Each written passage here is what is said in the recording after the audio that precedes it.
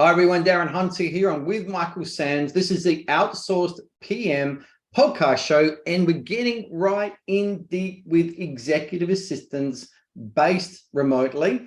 Now, in the last couple of episodes, episode 33, we really dug in deep. Why would you want an executive assistant? There was a quick call there, or in fact, my executive assistant, Beverly, joined us. And she didn't even know she was being recorded, and you can hear how well she handled the task that I literally threw at her.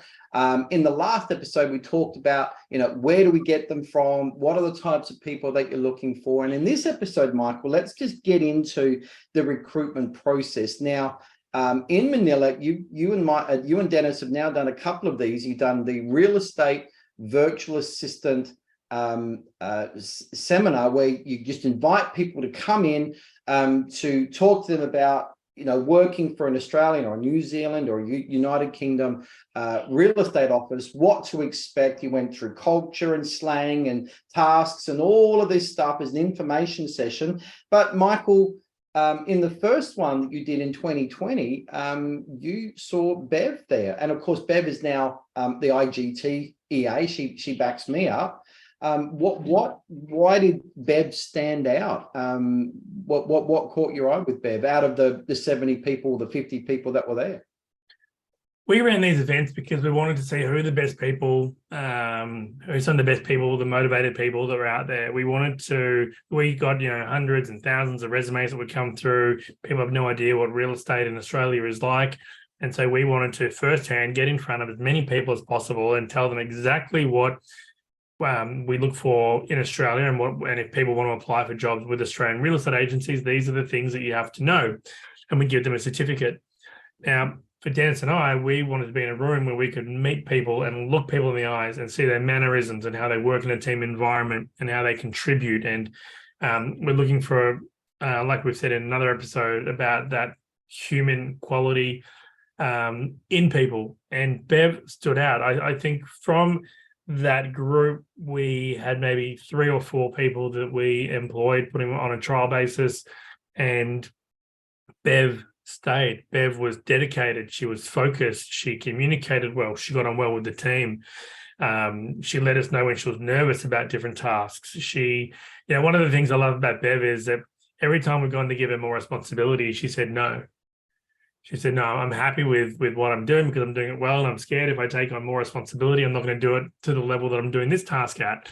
And every time we've given her that, she said the exact same thing, and she stood up to the plate every single time. And, so she identifies what her own weaknesses are, but she always kind of said, okay, fine, I'll do it. Michael, if this is what you need me to do, I will do it. And she did it, and she does it. And now she's your executive. And she does it. She just does it. She doesn't complain. And she does have a query she'll ask, which is great. But she just does it so well and confidently. And if I see that she's stressed, we'll have a chat about it or whatever, but she's just really, really good. Yeah. And we've done another one of those Reba events, and I think we had 70 or 80 people in the room. And, Dennis and I are enthusiastic. We love it. The people were great. Like, they're a great group. But we didn't hire any of them. We had probably 20 or 30 applications from them, but we didn't hire because we're looking for a certain quality. Maybe we are we're too fastidious when we're looking for certain people. But again, we're not like other outsourcing providers out there that will just hire someone to put a bum on a seat. We want human. We want them to be able to answer the phone and problem solve and so on. Do you get it right every time? Not every time, but our success rate is a lot higher than very others. high. Yeah, very, very, very high. It's no different from hiring staff on the ground in the office. It's the same process. Okay, Michael, you get a call from someone. They chat to you about they want an executive assistant as opposed to a virtual assistant for their team. They want someone for themselves. And they go, all right, let's do it. What's the next step, Michael? Where does the recruitment process start?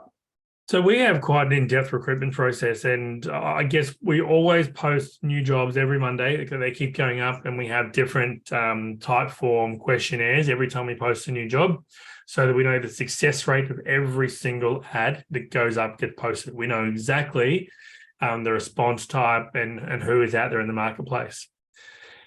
Now, there's about 28 questions, a questionnaire type form that people need to complete, and that includes, their CV, uploading a video file, audio file, everything that we need. Our HR team goes through everyone that applied, but we only really look at those that have completed the attention to detail questions. Those that haven't gone through and done that, they don't get a look in. Automatic eliminated, yeah. That's really good that you test them really early on their attention to detail. Or automatic, and then from that, once they get approved to go through from the attention to detail questions, they then go through into a group interview with HR, and HR would be like HR, the general manager, operations manager, and the group of people that have been selected. We do a group environment interview because we want to know how people are when they're working together. And in a group interview, people think that they're all fighting for one job. And so it's interesting to see who's trying to be more dominating and who's trying to be more quiet and a bit stand behind everyone. I'm not looking for someone that stands behind everyone, but I'm just looking for someone to be themselves in that interview and not be embarrassed when I say, Darren, why don't you tell me a little bit about yourself and, what drew you to Teams by Design? Those that make it through that round, through that stage, then go through to a one-on-one with HR, right? Which is always interesting. And a lot of people think, oh, okay, I'm going through to my final interview. But if they make it through that, then they go through to a one-on-one speed dating interview with me. Now, by this stage, again, they've had 3 or 4 different interview stages and part of the process is there just to get to this point. There is sometimes another layer in between that when they're looking at the UK team. We have another interview with our head of UK before I meet them to see if he's happy for them to qualify to join his team. And the speed dating interview is a really relaxed, informal catch-up, Darren. Like, I want to know, where do you live? What have you been doing? What do you do for fun? What drew you to Teams by Design? And one of the most interesting things people say is, I've seen your social media. I've seen how you treat your team members. I've seen how much fun your team have, and I want to be part of your team, right? Which is really lovely. But then they'll tell me about where they live, and I know geographically where a lot of them are placed. And I know that on resumes are made to look good and impressive, but I've learned pretty fast how to interpret the resumes and what is relevant and not relevant. And I let people know, hey, this is a really informal speed dating catch up, right? I've got a number of people I'm meeting today, and I appreciate the time you're giving me. Let me know more about yourself. And then they start talking. Now, first thing I look for is, what's their accent and their English like? That's the first thing I listen for. Like I said numerous times, I don't want an over-enthusiastic Telstra or BT operator or Spark operator. Like, I want someone that can speak fluent English and is happy and has a really good attitude. The second thing I look at is exactly that, their attitude, and are they coachable? Because real estate is ever-changing policies, processes, procedures, new CRMs. I need someone that's not set in their ways, or once they find a set routine that they're really hard to adjust out of that routine. I need someone that can move. I mean, we have a client, and they were with a previous company who was reputable, well known, but for them to make any change to their workflow process, and bear in mind, the client had no control over the workflow process. That was created by the other company, that if they wanted to make any changes, there was a 30-day lead time. And they could only make that change if they were currently doing that task. Now, this company wanted to do a sales task, and so but they hadn't started it yet. And so the other outsourcing company said, we can't make any changes yet until you go live with that task and you show us how you want it done. And then there's a 30-day lead time. So I've said to our client, well, if you want to make a change, it's changed. Like, it's your rules. So we look for people that have a good attitude and they're coachable and they listen to instructions. The third thing that I look at then is, what's their previous experience? Because you're not going to find people that have got American, yes, but not Australian or New Zealand or UK real estate experience. And even if they've got American real estate experience, Darren, I don't hire them, because how they expect to do real estate there is very transactional, order taking, and we want someone that is relatable, human, that can build relationships. And that's fine how it's done in America, But as you know, Darren, like we're the largest secret shopper company in the US and UK and Australia and New Zealand. And we deal with a lot of people who answer the phones in America, and it is terrible. It's terrible. They outsource them to message taking services. So we look at what's their previous experience like and how can we relate it to the tasks that we need. And then if I'm happy from that, they'll go into our training pool. Now, once I've said okay to the person, I'm happy for them to meet our potential clients. And that's when I'll introduce you to a couple of people, Darren, and you can say, yep, I actually, because at that point it's, will you now get along with the client? Is the personality going to be right? Can you deal with each other?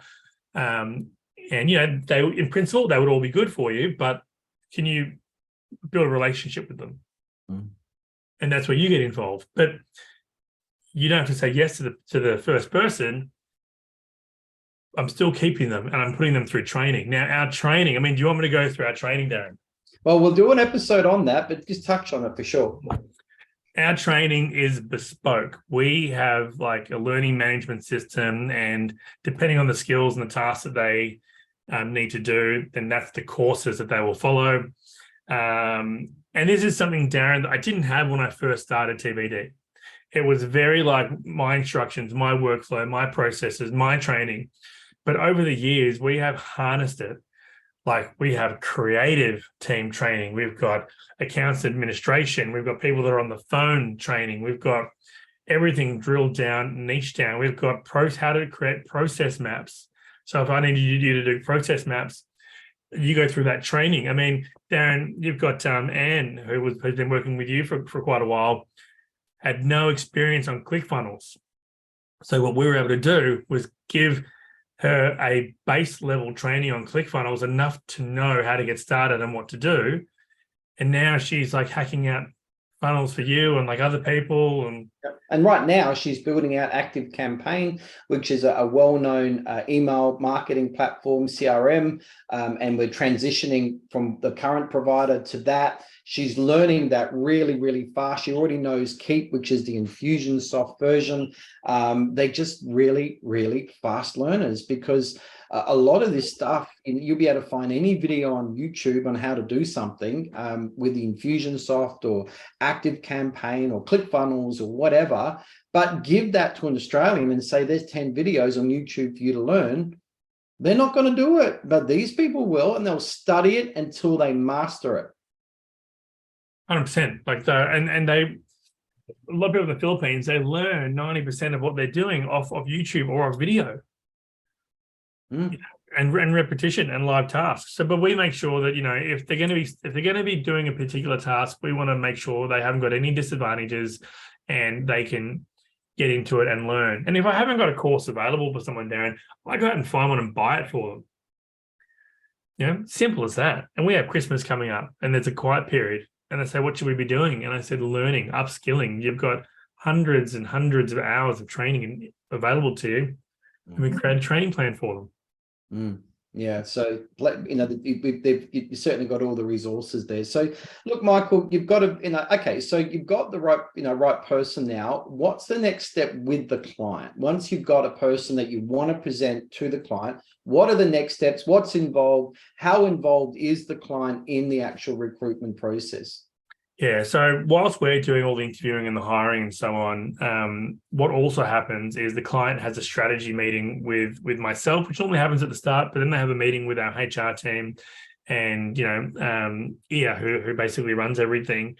And they work out exactly what are the tasks you want to finesse about, what exactly do you need, and we'll make sure that we're looking for that person. Now, in the meantime, I encourage the clients to record all the tasks that you're doing on a Loom or a Zoom video. As you're doing them in normal setting, just have the Zoom on, press record, and then give us those files so that as we're doing the training of your new team member, they can see how you want things done. Because whilst, let's say, property management, it's similar across the board, but how each office tackles property management is uniquely different to each office. They've got their own processes, their own note-taking rules. So we want to know that. So if you said, oh, Michael, I thought you knew everything about property management, or I thought they came fully inbuilt with everything about property management, we do a lot of the training, but how you want things done and your nuances, we need to know. It's always different. Michael, here's another one for you. And I saw someone made a comment the other day, an executive assistant just takes too long to train. What's your response to that? It only takes as long as is needed to get the task done, right? Like the benefit of going with us is that we help people with their training. So it's somewhere between that 2 weeks and 6 weeks, I think, really, when they're kind of bedded down. There's a learning curve, of course, but the alternative, if you say, well, it just takes too long to train, well, it just means you're going to continue doing that task over and over and over and over and over and over again forever, and it's just going to grind you down. So you talk about time banking, Michael, that you've got to record that task. And now you don't need to be training someone that task because it's done, it's recorded. All they have to do is learn from the video. And of course, with Filipino people, they're very happy to learn, study, and master the skills they need from your videos. So you just got to bank up your tasks on how things are done on your videos, get them loaded to YouTube in an unlisted or a private link or whatever, so they're not publicly available. And there's your library of training. It's such a simple thing, as long as you're willing to record how you do things on every level, and then you've got a recording forever. And we have the benefit too, Darren, of working with so many other clients on so many tasks. The team member, that your actual team member can sit with another one of our team members doing those tasks and becoming more familiar with it. We have someone at the moment who's studying for after-hour phone calls, and they're learning the property maintenance matrix. They're listening to phone calls. They're seeing emails, how maintenance is being done. I even have been calling out randomly, pretending to be a tenant, requesting maintenance to be done. And it's amazing when you have role playing. I mean, Darren, I haven't even mentioned in our team that we have a QA team that listen to every single phone call. They help do role plays. When we actually onboard new people, they go through a live setting role play, like a live call role play. They're given notes on a certain characteristic of a task. And then with no experience, they get thrown live into a role play call, not live with a live client, but someone rings them and says, hey, I'm a tenant, or I'm a landlord, or this is my problem, I need help. And we put the pressure on, so we get them to actually practice. So with a client and taking on a new EA, they're not going to, they're going to have full involvement in the process. They'll be able to meet them, they'll be able to hear them, they're going to have full involvement. And I know, Michael, you talk about other companies that they won't even allow people that type of involvement in the recruitment process. No, they can't meet them before they start. They don't, they can't have them do any other tasks other than ones prescribed. There's no bespoke element to it. So I think it's really important, especially if you're a business owner and you're looking to get an executive assistant, that you have someone that, has a good comprehension of English, that their attitude is the right attitude, and that the skills that they have had previously are transferable and relatable to what you need. And then they're an open book, Darren. You can imprint whatever tasks you need. So the point is, everyone, you're never going to employ someone you're not comfortable to work with. And that's really important when it comes to employing an executive assistant. It's going to take the weight off your shoulders and be your wingman. There needs to be the right person, and you need to spend time with that person before you say yes or no. So, Michael, the next step really is, people need to have a chat to you further. What's the best and quickest way that people can get in contact with you? Yeah, best way would be go to our website, tenantsbydesign.com, contact us, and just drop us a note. We'll book in a time to catch up, and we can workshop any of the questions and queries that you've got. And I tell people, Darren, think of the hairiest, scariest outcome that you want to achieve, and let's problem solve it.